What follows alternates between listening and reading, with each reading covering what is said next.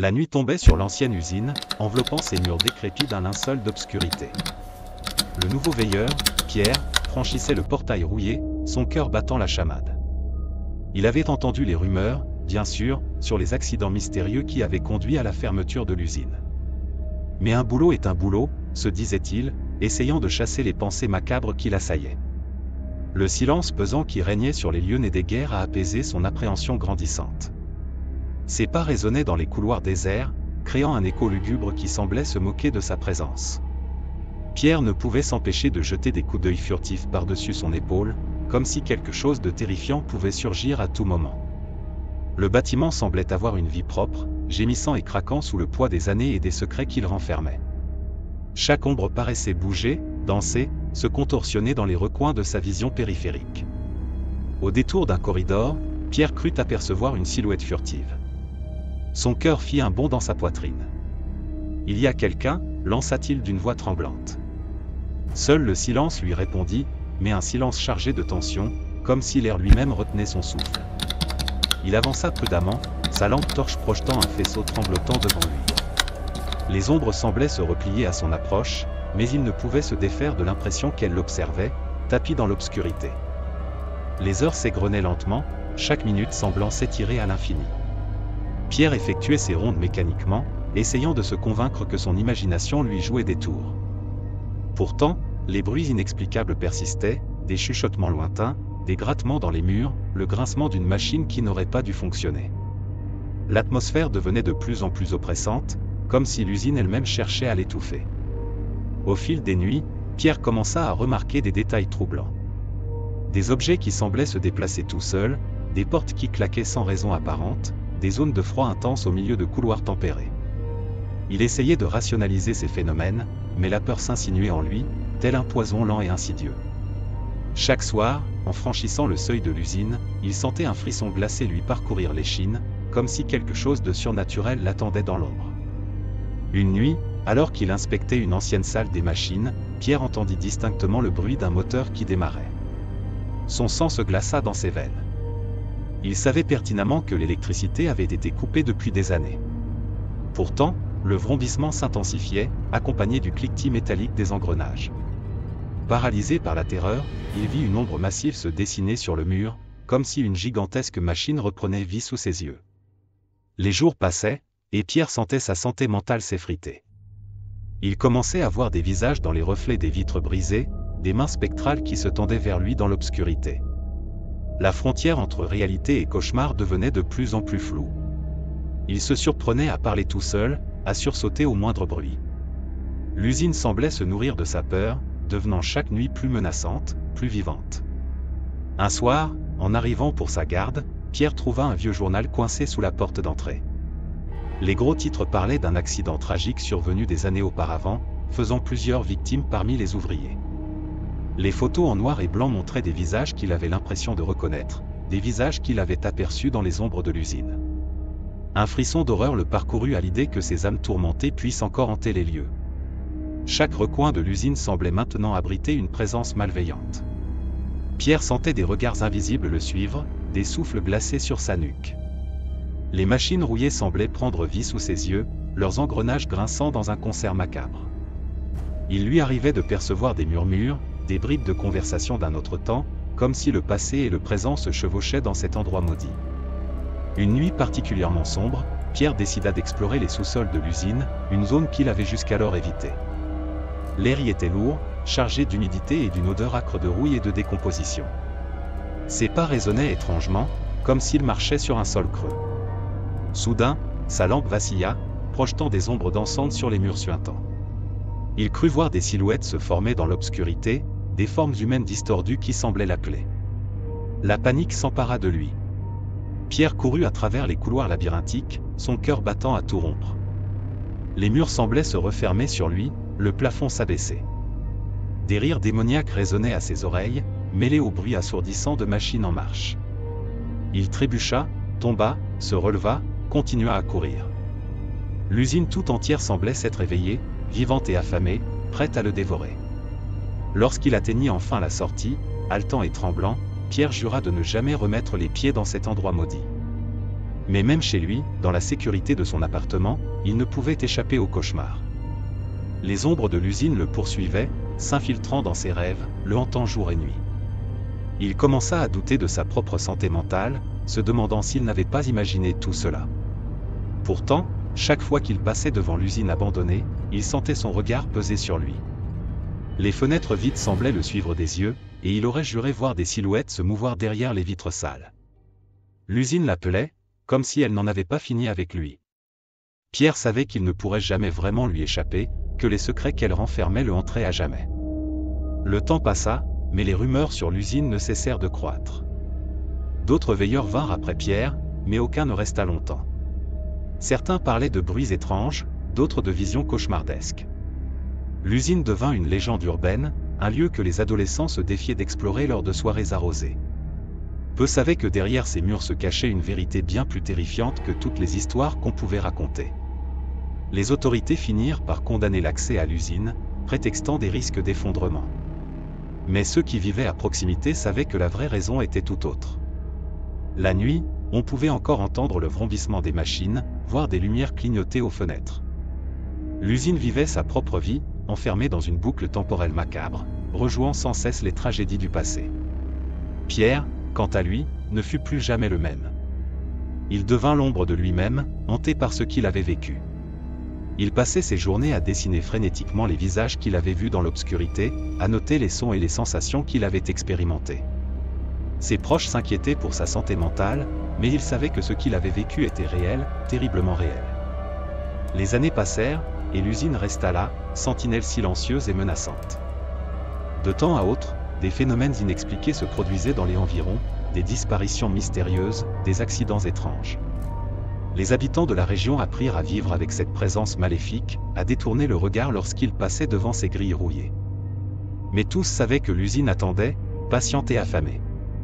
Un jour, un jeune reporter décida d'enquêter sur les légendes entourant l'usine abandonnée. Il retrouva Pierre, vieilli et brisé, qui accepta de lui raconter son histoire. Le journaliste l'écouta, fasciné et horrifié, sentant que cette affaire pourrait être le scoop de sa carrière. Peu savait-il que son intérêt pour l'usine allait éveiller des forces qu'il aurait mieux valu laisser dormir. Alors que le reporter se préparait à explorer l'usine, armé de caméras et d'équipements d'investigation paranormale, Pierre sentit un frisson familier lui parcourir l'échine. Il savait que l'histoire était loin d'être terminée, que l'usine n'avait pas fini de réclamer ses victimes. Les ombres s'agitaient, les machines s'éveillaient à nouveau, prêtes à accueillir de nouveaux visiteurs dans leur étreinte glacée. Et tandis que le jeune homme franchissait les portes de l'usine, Pierre ne pouvait s'empêcher de penser que certains secrets devraient rester enfouis à jamais. Car dans les profondeurs de ce bâtiment maudit, quelque chose attendait, patient et affamé, prêt à se nourrir de la peur et de la curiosité des vivants. L'histoire de l'usine abandonnée était loin d'être terminée, et de nouveaux chapitres s'apprêtaient à être écrits dans le sang et la terreur. Dans les couloirs silencieux de l'hôpital Saint-Étienne, Marc, un infirmier de nuit, commençait sa ronde habituelle. L'établissement, vieux de plus d'un siècle, avait vu défiler des milliers de patients, certains repartant guéris, d'autres n'en franchissant jamais les portes. Ce soir-là, l'air semblait plus lourd que d'habitude, chargé d'une tension inexplicable qui faisait frissonner Marc malgré lui. Au détour d'un couloir, il entendit un bip régulier provenant d'une chambre censée être inoccupée. Son cœur fit un bond dans sa poitrine. Impossible, se dit-il, toutes les machines auraient dû être éteintes. Pourtant, en s'approchant, le son devenait de plus en plus distinct. La main tremblante, il poussa la porte, s'attendant presque à voir un patient oublié. Mais la chambre était vide, plongée dans l'obscurité. Seul le moniteur cardiaque clignotait, affichant les battements d'un cœur inexistant. Marc sentit une sueur froide couler le long de son dos. Il s'avança pour éteindre la machine, mais au moment où sa main allait toucher l'interrupteur, le bip s'arrêta brusquement. Le silence qui suivit était assourdissant, presque tangible. Il recula, mal à l'aise, sentant un regard invisible peser sur lui. L'atmosphère de la pièce était devenue glaciale, comme si toute chaleur en avait été aspirée. Cette nuit-là marqua le début d'une série d'événements inexplicables. Marc commença à remarquer des anomalies, des lits qui semblaient avoir été occupés alors qu'aucun patient n'y avait été admis, des bruits de pas dans des couloirs vides, des chuchotements provenant de chambres inoccupées. Chaque soir, en prenant son service, il sentait une appréhension grandissante, comme si l'hôpital lui-même retenait son souffle, attendant que quelque chose se produise. Une nuit, alors qu'il effectuait sa ronde dans l'allée, Marc crut apercevoir une silhouette au bout du couloir. Son cœur s'emballa. « Il y a quelqu'un » appela-t-il d'une voix qu'il espérait ferme. Pas de réponse. Il s'approcha lentement, sa lampe torche projetant des ombres dansantes sur les murs. La silhouette semblait se fondre dans l'obscurité, mais il aurait juré voir un visage pâle le fixer un instant avant de disparaître. Les jours passaient, et Marc sentait sa santé mentale s'effriter. Il commençait à douter de ce qu'il voyait, de ce qu'il entendait. Ses collègues remarquaient son comportement étrange, ses sursauts au moindre bruit, ses regards inquiets jetés par-dessus son épaule. Mais comment leur expliquer? Comment leur dire que l'hôpital semblait abriter des patients que personne d'autre ne voyait? Une nuit particulièrement sombre, Marc entendit des pleurs provenant d'une chambre du service pédiatrique, fermée depuis des années. Son sang se glaça dans ses veines. Les sanglots, déchirants, semblaient provenir d'un enfant en détresse. Malgré sa peur, il ne put s'empêcher d'aller vérifier. En poussant la porte grinçante, il vit une petite silhouette recroquevillée sur un lit. Mais lorsqu'il alluma la lumière, la chambre était vide, les draps aussi lisses que s'ils n'avaient jamais été touchés. Les apparitions se firent de plus en plus fréquentes. Marc voyait des patients fantômes déambuler dans les couloirs, des infirmières d'un autre temps vaquer à leurs occupations. Il entendait des conversations datant d'années, voire de décennies. L'hôpital semblait être devenu un carrefour temporel, où passé et présent se mélangeaient dans une danse macabre. Une nuit, alors qu'il passait devant la morgue, Marc entendit un bruit sourd venant de l'intérieur. Son cœur s'arrêta presque. Il savait qu'il devait vérifier, c'était son devoir. Mais chaque fibre de son être lui criait de fuir. La main tremblante, il ouvrit la porte. L'air froid qui s'en échappa le fit frissonner jusqu'aux os. Et là, au milieu de la pièce, il vit une forme se redresser lentement sur l'une des tables d'autopsie. Paralysé par la terreur, Marc ne put que regarder la silhouette s'approcher de lui. C'était un homme, ou du moins ça l'avait été. Sa peau était grisâtre, ses yeux vides. Il tendit une main vers Marc, comme pour l'appeler. L'infirmier recula précipitamment, claquant la porte et s'enfuyant dans le couloir. Son cœur battait si fort qu'il avait l'impression qu'il allait exploser. À partir de cette nuit-là, Marc ne fut plus jamais le même. Il voyait des fantômes partout, entendait leurs murmures incessants. L'hôpital était devenu un lieu de cauchemar, chaque recoin abritant potentiellement une horreur indicible. Il essaya d'en parler à ses supérieurs, mais on le regarda comme s'il avait perdu l'esprit.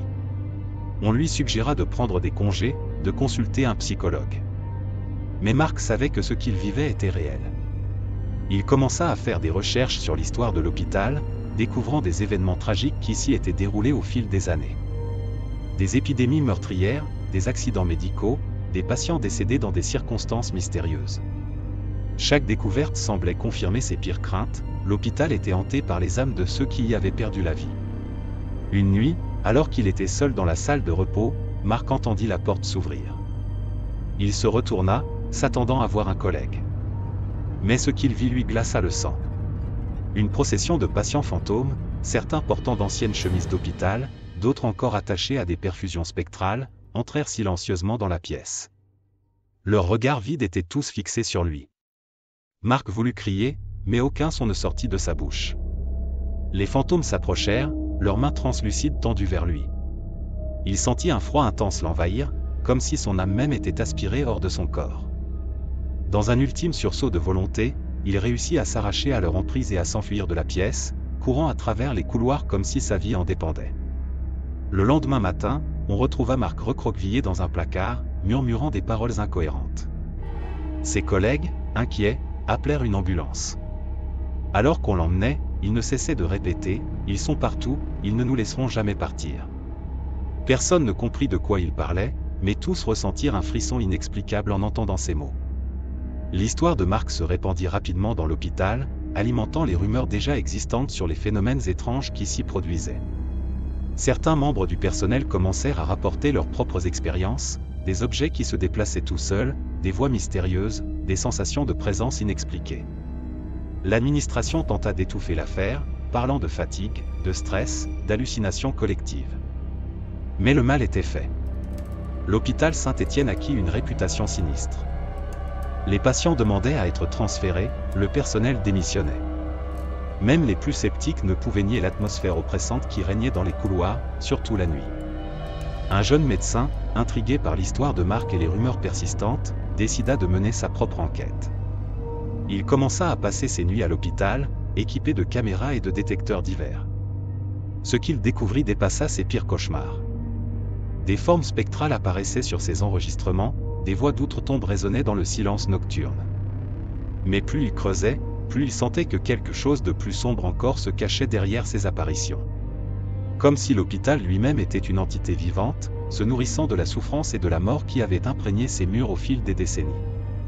Il comprit que Mark n'avait été que le premier à voir au-delà du voile, à percevoir la véritable nature de ce lieu maudit. Alors que le jeune médecin s'apprêtait à partager ses découvertes, il sentit une présence derrière lui. Se retournant lentement, il vit une armée de silhouettes spectrales qui l'observaient en silence. Et parmi elles, au premier rang, se tenait Mark, son regard autrefois terrorisé désormais empreint d'une résignation glaciale. Le médecin comprit alors que l'hôpital ne laisserait jamais ses secrets être révélés, et que son destin était désormais lié à celui de tous ces âmes perdues qui hantaient ses couloirs. Dans la petite ville endormie de Saint-Clair-sur-Mer, Antoine exerçait son métier de chauffeur de bus de nuit depuis plus de 20 ans. Il connaissait par cœur chaque virage, chaque nid de poule de son trajet.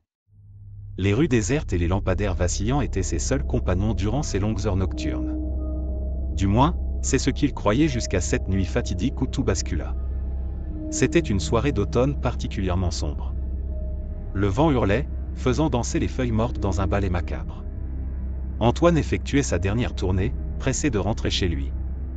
Au dernier arrêt, il aperçut une silhouette solitaire. Un frisson inexplicable le parcourut lorsque le passager monta à bord, son visage dissimulé sous un large capuchon. L'inconnu s'installa au fond du bus, immobile et silencieux. Antoine tenta de l'observer dans son rétroviseur, mais l'obscurité semblait s'épaissir autour de ce passager mystérieux.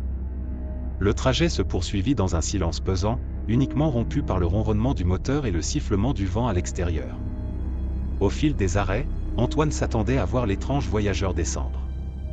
Mais il restait là, imperturbable. Une angoisse sourde commença à s'emparer du chauffeur. Il avait l'impression que la température dans le bus avait chuté, que l'air était devenu plus lourd, presque irrespirable. Ses mains se crispèrent sur le volant, moites de sueur malgré le froid. Arrivé au terminus, Antoine prit son courage à deux mains. Il se retourna, prêt à demander aux passagers de descendre. Les mots moururent dans sa gorge. Le siège était vide. Pas de trace du mystérieux voyageur. Le cœur battant la chamade, il inspecta rapidement le bus, mais il était seul. Comment avait-il pu disparaître? Antoine passa le reste de la nuit à se questionner, se demandant s'il n'avait pas simplement imaginé toute cette histoire. Les jours suivants, Antoine resta sur ses gardes, scrutant chaque passager avec méfiance. Mais rien ne se produisit. Il commençait à se convaincre qu'il avait été victime d'une hallucination due à la fatigue. Jusqu'à ce que, une semaine plus tard, la silhouette encapuchonnée réapparaisse au même arrêt, à la même heure. Cette fois, Antoine était déterminé à percer le mystère. Il observa attentivement le passager dans son rétroviseur. Mais chaque fois qu'il pensait apercevoir son visage, celui-ci semblait se dérober, comme englouti par les ombres. Une odeur étrange envahit le bus, un mélange de terre humide et de vieux cuir. Antoine sentit ses cheveux se dresser sur sa nuque. À mesure que le bus avalait les kilomètres, Antoine avait l'impression que le temps se distordait. Les rues familières semblaient soudain étrangères, plus sombres, plus menaçantes. Les lampadaires projetaient des ombres grotesques qui dansaient sur la chaussée. Et toujours, au fond du bus, cette présence silencieuse qui pesait sur lui comme une chape de plomb. Incapable de supporter cette tension plus longtemps, Antoine décida de confronter l'énigmatique passager. Il arrêta le bus sur le bas-côté et se dirigea vers l'arrière, le cœur battant. Mais au moment où il atteignait le dernier siège, l'inconnu leva la tête. Antoine recula, horrifié. Sous le capuchon, il n'y avait pas de visage, juste un vide obscur et tourbillonnant. Un cri de terreur s'échappa de sa gorge. Il se précipita hors du bus, trébuchant dans sa hâte. Lorsqu'il osa enfin regarder à l'intérieur, le véhicule était vide. Tremblant de tous ses membres, Antoine reprit le volant et termina son service dans un état second, sursautant au moindre bruit. Les apparitions du passager sans visage devinrent plus fréquentes. Chaque nuit, Antoine redoutait de le voir monter dans son bus. Il avait parlé à ses collègues, à sa famille, mais personne ne le croyait. On lui conseillait de prendre des vacances, de consulter un médecin. Mais Antoine savait que ce qu'il vivait était réel, terriblement réel. Il commença à faire des recherches sur l'histoire de la ville, sur les légendes locales. Il découvrit qu'un terrible accident de bus avait eu lieu des années auparavant, sur la route qu'il empruntait chaque nuit. Tous les passagers avaient péri, leurs corps si mutilés qu'ils étaient méconnaissables. Un frisson glacé parcourut Antoine à cette révélation. Une nuit, alors qu'il effectuait son trajet habituel, Antoine réalisa avec horreur que son bus ne suivait plus l'itinéraire prévu. Les rues défilaient, de plus en plus sombres, de plus en plus étranges. Il tenta de freiner, de reprendre le contrôle, mais en vain. Le véhicule semblait avoir une volonté propre, l'entraînant vers une destination inconnue et terrifiante. Au fond du bus, le passager sans visage se tenait debout, immobile. D'autres silhouettes commencèrent à apparaître, emplissant les sièges un à un. Des formes spectrales, translucides, au visage figé dans des expressions de terreur. Antoine comprit avec effroi qu'il s'agissait des victimes de l'accident, revenant hanter les lieux de leur mort. Le bus s'arrêta brusquement au bord d'un précipice, le même où s'était produit l'accident des années auparavant. Antoine, paralysé par la peur, vit les fantômes se tourner vers lui. Leurs voix, un chœur de murmures glacial, emplirent l'habitacle. « Rejoins-nous », semblait-il dire. « Deviens l'un des nôtres. » Dans un dernier sursaut de volonté, Antoine réussit à s'arracher à leur emprise. Il s'enfuit du bus, courant à perdre haleine sur la route déserte. Derrière lui, il entendait le grondement du moteur, comme si le véhicule hanté le poursuivait. Il ne s'arrêta qu'une fois arrivé en ville, effondré sur le trottoir, haletant et tremblant. Le lendemain, on retrouva le bus d'Antoine abandonné sur sa route habituelle, sans aucune trace de dommage. Lui-même fut incapable d'expliquer ce qui s'était passé. Ses supérieurs, inquiets de son état, lui accordèrent un congé. Mais Antoine savait qu'il ne pourrait jamais reprendre le volant. Les ombres de cette nuit le hanteraient à jamais. L'histoire d'Antoine se répandit rapidement dans la petite ville. Certains le prenaient pour un fou, d'autres commencèrent à rapporter leurs propres expériences étranges sur cette route maudite. Les autorités tentèrent d'étouffer l'affaire, mais les rumeurs persistaient. La ligne de bus nocturne fut finalement supprimée, laissant la route aux fantômes et aux souvenirs. Des années plus tard, Antoine, vieilli avant l'âge, vivait reclus chez lui. Chaque nuit, il entendait le bruit d'un moteur de bus, le crissement des pneus sur l'asphalte. Et parfois, quand il osait regarder par la fenêtre, il apercevait une silhouette encapuchonnée, immobile sous le lampadaire, attendant un bus qui ne viendrait jamais. La légende du passager sans visage continue de hanter Saint-Clair-sur-Mer. Les habitants évitent la route maudite la nuit, et les plus superstitieux prétendent que si l'on tend l'oreille par une nuit sans lune, on peut encore entendre le vrombissement d'un bus fantôme, transportant ses passagers vers l'au-delà. Dans la vieille école Saint-Joseph, nichée au cœur d'un quartier tranquille, le concierge Paul commençait sa ronde nocturne. Les couloirs déserts résonnaient sous ses pas, l'écho se répercutant contre les murs couverts de dessins d'enfants.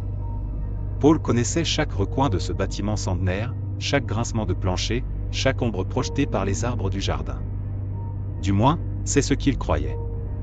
Cette nuit-là, alors qu'il vérifiait les serrures du rez-de-chaussée, un son étrange attira son attention. Un murmure, à peine audible, semblait provenir de la salle de classe au bout du couloir. Paul fronça les sourcils. L'école était censée être vide à cette heure-ci. Il s'approcha silencieusement, son cœur battant un peu plus vite que d'habitude. La porte de la classe était entr'ouverte, laissant filtrer un mince filet de lumière. Paul tendit l'oreille. Les chuchotements s'intensifièrent, mêlés à ce qui ressemblait à des rires d'enfants étouffés. Un frisson parcourut son échine. Ces voix avaient quelque chose d'étrange, comme si elles venaient de très loin, ou d'un autre temps.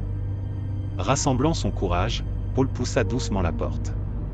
La pièce était plongée dans l'obscurité, éclairée uniquement par la lueur blafarde de la lune filtrant à travers les rideaux. Les pupitres étaient alignés comme toujours, la craie reposait sur le rebord du tableau noir. Mais les voix s'étaient tues. Le silence qui régnait maintenant semblait presque assourdissant. Paul balaya la pièce du regard, cherchant un signe de présence. C'est alors qu'il le vit. Sur le tableau noir, des mots étaient apparus, comme tracés par une main invisible, « Nous sommes toujours là ». L'écriture, enfantine et maladroite, luisait faiblement dans la pénombre. Le sang de Paul se glaça dans ses veines. Il recula précipitamment, claquant la porte derrière lui. Les jours suivants, Paul tenta de se convaincre qu'il avait imaginé toute cette histoire. Peut-être était-ce la fatigue, ou son imagination qui lui jouait des tours. Mais chaque nuit, les phénomènes étranges se multipliaient. Des bruits de pas dans les couloirs vides, des portes qui claquaient toutes seules, des objets qui semblaient se déplacer d'eux-mêmes. Une nuit, alors qu'il passait devant la bibliothèque, Paul entendit distinctement le bruit de pages qu'on tourne. Son cœur fit un bond dans sa poitrine. Il savait qu'il avait fermé cette pièce à clé plus tôt dans la soirée. Pourtant, lorsqu'il ouvrit la porte, la salle était vide. Mais sur l'une des tables, un livre d'histoire était ouvert, ses pages tournant doucement comme sous l'effet d'un souffle invisible. Paul commença à faire des recherches sur l'histoire de l'école. Il découvrit que Saint-Joseph avait été construite sur les ruines d'un ancien orphelinat, détruit dans un incendie tragique au début du siècle dernier. Des dizaines d'enfants avaient péri dans les flammes. Cette révélation jeta une lumière nouvelle et terrifiante sur les événements étranges qu'il vivait. Les apparitions se firent de plus en plus fréquentes. Paul voyait parfois des silhouettes furtives au coin des couloirs, entendait des rires et des pleurs provenant de salles de classe vides. L'atmosphère de l'école semblait changer la nuit, devenant plus lourde, plus oppressante. Comme si les murs eux-mêmes retenaient leur souffle, attendant que quelque chose se produise. Une nuit particulièrement sombre, Paul entendit une mélodie enfantine résonner dans le bâtiment. Le son semblait provenir de partout et de nulle part à la fois. Il reconnut une vieille comptine, celle que sa grand-mère lui chantait quand il était petit. Mais les paroles étaient déformées, sinistres. « Viens jouer avec nous, Paul », disait la chanson. « Viens jouer pour toujours ». Terrorisé, Paul tenta de fuir. Mais les portes semblaient se fermer d'elles-mêmes sur son passage, le forçant à s'enfoncer toujours plus profondément dans les entrailles de l'école. Les couloirs se transformaient autour de lui, devenant plus sombres, plus anciens. Il comprit avec horreur qu'il n'était plus dans l'école Saint-Joseph, mais dans l'ancien orphelinat, la nuit de l'incendie. Des cris d'enfants retentissaient maintenant, mêlés au crépitement des flammes. Paul pouvait sentir la chaleur, voir la fumée qui s'épaississait autour de lui. Des silhouettes spectrales apparurent, des enfants au visage brûlé, aux yeux vides. Ils tendaient leurs mains vers lui, l'appelant, le suppliant de les aider. Dans un dernier sursaut de lucidité, Paul réussit à s'arracher à cette vision cauchemardesque. Il se retrouva dans le hall d'entrée de l'école, haletant, couvert de sueur. Le silence était revenu, mais il savait que ce n'était qu'une trêve temporaire. Les fantômes de Saint-Joseph ne le laisseraient jamais en paix. Le lendemain, Paul tenta d'en parler au directeur. Mais comment expliquer l'inexplicable ? On le regarda comme s'il avait perdu l'esprit. On lui suggéra de prendre des vacances, de consulter un médecin. Mais Paul savait que partir ne résoudrait rien. Les enfants l'appelaient, et il était le seul à pouvoir les entendre. Il commença à passer ses nuits à explorer l'école, cherchant des indices, des explications. Il découvrit des passages secrets, des pièces cachées dont personne ne soupçonnait l'existence. Dans l'une d'elles, il trouva un vieux journal relatant en détail la tragédie de l'orphelinat. Les noms des enfants disparus étaient listés, et Paul réalisa avec un frisson qu'il connaissait déjà ces noms. Il les avait entendus murmurer dans les couloirs la nuit. Peu à peu, Paul comprit que les enfants ne cherchaient pas à lui nuire. Ils étaient perdus, effrayés, prisonniers d'un cycle sans fin de souffrance. Ils cherchaient quelqu'un pour les guider, pour les aider à trouver la paix. Et pour une raison qu'il ignorait, il l'avait choisi, lui. Une nuit, Paul prit une décision. Au lieu de fuir les apparitions, il les accueillit. Il parla aux enfants, les écouta, leur raconta des histoires. Peu à peu, l'atmosphère de l'école changea. Les phénomènes effrayants cessèrent, remplacés par une douce mélancolie. Les rires qu'il entendait maintenant n'avaient plus rien de sinistre. Paul continua son travail de concierge, mais son rôle avait changé. La nuit, il devenait le gardien des âmes perdues de Saint-Joseph. Il veillait sur eux, les réconfortait, leur montrait le chemin vers la lumière. Parfois, il sentait qu'un enfant était enfin en paix, prêt à partir. Ces nuits-là, une étoile semblait briller un peu plus fort dans le ciel. Les années passèrent. Paul vieillit, mais il ne quitta jamais Saint-Joseph. Pour le monde extérieur, il n'était qu'un vieux concierge excentrique qui aimait trop son travail. Mais pour les âmes de l'école, il était un phare dans la nuit, un guide vers l'au-delà. Et lorsque, par une nuit d'hiver, Paul s'éteignit paisiblement dans son lit, les couloirs de Saint-Joseph résonnèrent une dernière fois de rires d'enfants. Mais cette fois, c'étaient des rires de joie pure, libérés de toute souffrance. Car leur ami, leur protecteur, les avait enfin rejoints pour l'éternité. Aujourd'hui encore, les élèves de Saint-Joseph racontent des histoires sur le vieux concierge qui hante l'école. Certains disent l'avoir aperçu, une nuit, guidant une procession d'enfants lumineux vers le ciel étoilé. Et parfois, quand le vent souffle doucement à travers les couloirs, on peut encore entendre l'écho lointain d'une comptine, chantée par des voix d'un autre temps. Sur une route déserte, perdue entre deux villes oubliées, se dressait la station-service au bout du monde. Léo, le pompiste de nuit, y travaillait depuis des années, habitué à la solitude et au silence oppressant des heures sombres. Mais cette nuit-là, alors que la lune pleine baignait les pompes d'une lueur blafarde, il ne se doutait pas que sa routine allait basculer dans l'extraordinaire. Le vrombissement d'un moteur brisa soudain le calme de la nuit. Léo leva les yeux, s'attendant à voir une voiture ordinaire. Ce qu'il aperçut lui coupa le souffle. Un véhicule d'un autre âge, rutilant et chromé, s'arrêta devant la pompe. Sa carrosserie semblait luire d'une lumière propre, presque surnaturelle. La portière s'ouvrit dans un grincement métallique, et un homme en sortit. Vêtu d'un costume démodé, il avait un air étrangement décalé. Son visage, d'une pâleur presque translucide, arborait un sourire figé qui fit frissonner Léo. « Le plein, s'il vous plaît » demanda l'étranger d'une voix qui semblait venir de très loin. Les mains tremblantes, Léo s'exécuta. Il remarqua que le réservoir semblait sans fond, avalant l'essence sans jamais se remplir. L'air autour de la voiture vibrait étrangement, comme distordu par une chaleur invisible. L'étranger, immobile, fixait Léo de ses yeux sans âge. Lorsque Léo annonça le montant, l'homme sortit de sa poche une pièce que le pompiste n'avait jamais vue. Dorée et lourde, elle portait des inscriptions dans une langue inconnue. « C'est tout ce que j'ai » dit l'étranger avec un sourire énigmatique. Avant que Léo puisse réagir, la voiture avait disparu dans la nuit, ne laissant derrière elle qu'un parfum de soufre et d'ozone. Cette rencontre marqua le début d'une série d'événements de plus en plus étranges. Chaque nuit apportait son lot de visiteurs insolites.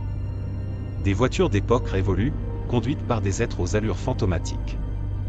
Des véhicules futuristes pilotés par des créatures à peine humaines.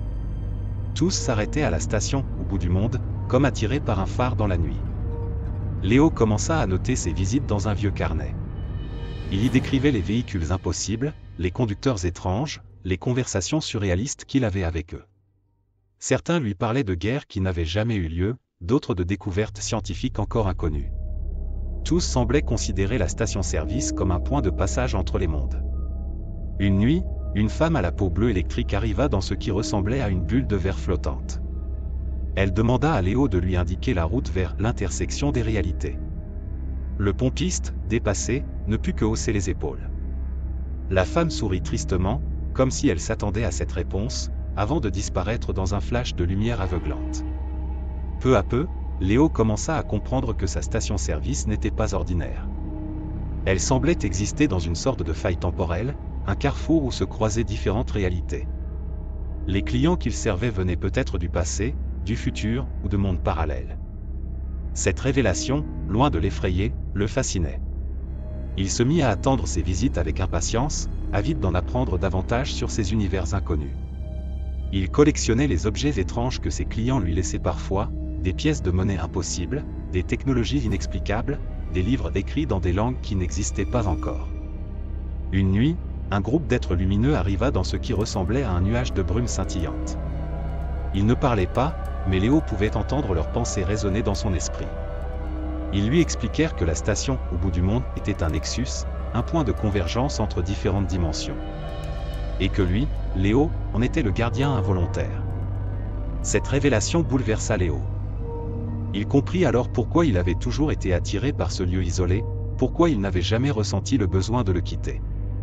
Son rôle était bien plus important qu'il ne l'avait imaginé. Il n'était pas un simple pompiste, mais le gardien d'un passage interdimensionnel. À partir de ce moment, Léo prit son rôle très au sérieux.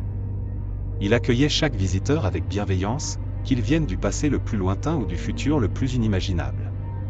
Il écoutait leurs histoires, les guidait du mieux qu'il pouvait, veillant à ce que le secret de la station soit préservé. Parfois, des créatures menaçantes tentaient de forcer le passage. Léo découvrit qu'il avait le pouvoir de les repousser, de protéger l'intégrité du Nexus. Il apprit à manipuler l'énergie qui imprégnait les lieux, devenant peu à peu plus qu'un simple humain. Les années passèrent, ou peut-être des siècles. Le temps n'avait plus vraiment de sens à la station, au bout du monde. Léo ne vieillissait pas, figé dans un éternel présent. Il voyait le monde autour de lui changer, les routes se transformer, les villes naître et mourir au loin. Mais la station restait immuable, phare solitaire dans la nuit des réalités. Un jour, ou une nuit, la distinction n'avait plus d'importance, un visiteur particulier arriva. C'était Léo lui-même, mais plus âgé, marqué par des expériences que le Léo actuel n'avait pas encore vécues. Ce Léo du futur lui expliqua qu'il était venu le préparer pour la prochaine étape de son voyage. Le Léo du futur lui parla de mondes merveilleux qu'il allait découvrir, de civilisations étranges qu'il allait rencontrer. Il lui expliqua que son rôle de gardien s'étendrait bientôt au-delà de la simple station-service, qu'il deviendrait un voyageur entre les mondes, un protecteur des réalités. Avant de repartir, le Léo du futur lui laissa un objet, une clé ancienne, gravée de symboles mystérieux. « Tu sauras quoi en faire le moment venu », dit-il avec un sourire énigmatique avant de disparaître dans un tourbillon de lumière. Léo resta seul, la clé à la main, le cœur battant d'excitation et d'appréhension. Il savait que sa vie allait encore changer, que de nouvelles aventures l'attendaient. Mais pour l'instant, il y avait des clients à servir, des histoires à écouter, des mondes à protéger. Et tandis que la nuit s'étirait, éternelle et mystérieuse, Léo reprit son poste à la station, au bout du monde. Il était prêt pour tout ce que l'univers, ou les univers, pourraient lui réserver. Car après tout, dans ce carrefour des réalités, chaque nouvelle rencontre pouvait être le début d'une aventure extraordinaire.